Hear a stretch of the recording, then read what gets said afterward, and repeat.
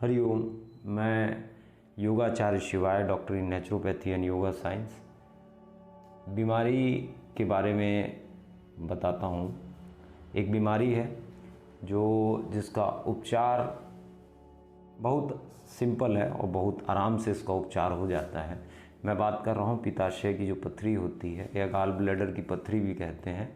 जो gall bladder होता है एलोपैथिक में उसको रिमूव कर देते हैं सीधा। अगर पथरी है, अगर वो कार्य प्रणाली में अगर हमारे पाचक रस में या हमारे डाइजेशन की कार्य प्रणाली में अगर कोई दिक्कत करती है तो हम उसको सीधा रिमूव कर देते हैं।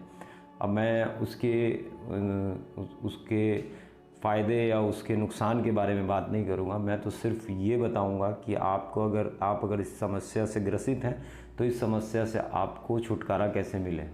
सबसे पहली बात तो कि हमारा जो पित्ताशय होता है वो हमारे पाचक रस को स्टोर करके रखता है और इसके बहुत कार्य हैं, लेकिन मैं सिर्फ एक कार्य बताऊंगा और एक यही सबसे बड़ा कार्य होता है उसमें पथरी होने का। स्टोन अगर आपके गॉल ब्लैडर में बना है तो कहीं ना कहीं जो आपका जो कच्चा रस है उसकी गुणवत्ता के ऊपर सवाल उठते हैं कि वो गुणवत्ता का नहीं हो रहा है, गुणवत्ता का नहीं बन रहा है। इस उपचार को करने से पहले लोग इस दिशा पे नहीं जाते हैं, वो सीधा गॉल ब्लैडर के ऊपर काम करना शुरू कर देते हैं या कोई भी ट्रीटमेंट होती है वो गॉल ब्लैडर के ऊपर काम करना शुरू कर देती है। नो डाउट ठीक होता है, सब चीज़ें ठीक होती हैं, चाहे वो आयुर्वेदिक हो चाहे होम्योपैथिक हो, इफ़ेक्टिव है।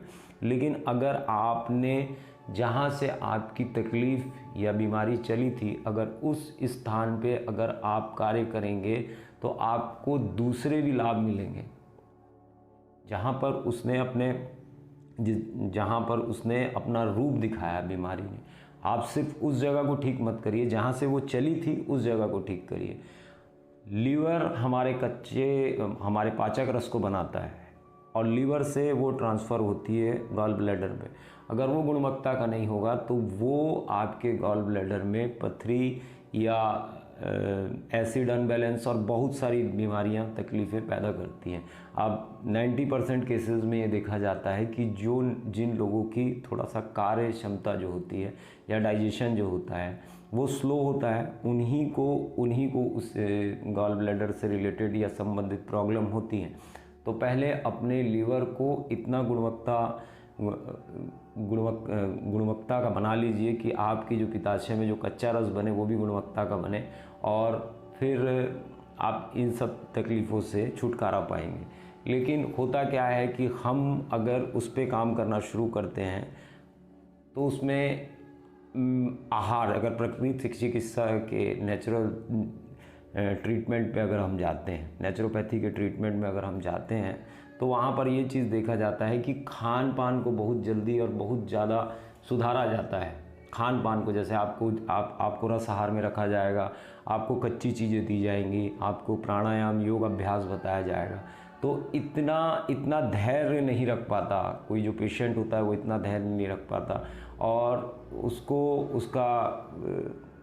उसका जो धैर्य टूटता है और उसके साथ साथ में उसका ट्रीटमेंट उसी समय बंद हो जाता है या उसका जो क्योर होने की जो विधि होती है वो बंद हो जाती है। अगर नेचुरोपैथी का ट्रीटमेंट अगर आप लेते हैं या नेचुरोपैथी में अगर आप जाते हैं तो सिर्फ आपकी बीमारी ठीक नहीं होगी और भी बहुत सारी चीज़ें जो उत्पत्तित होने वाली हैं आपके जीवन में भविष्य में वो भी ठीक होती है।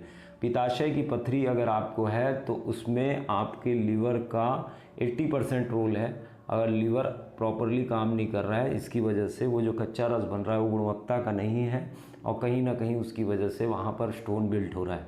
आप रस आहार में रहिए, अपने आहार को कम करके रस आहार में कन्वर्ट करिए। सिर्फ डाइट को छोड़ना नहीं है, भूखे नहीं रहना है, उसको कन्वर्ट करना है, हेल्दी डाइट में कन्वर्ट करना है।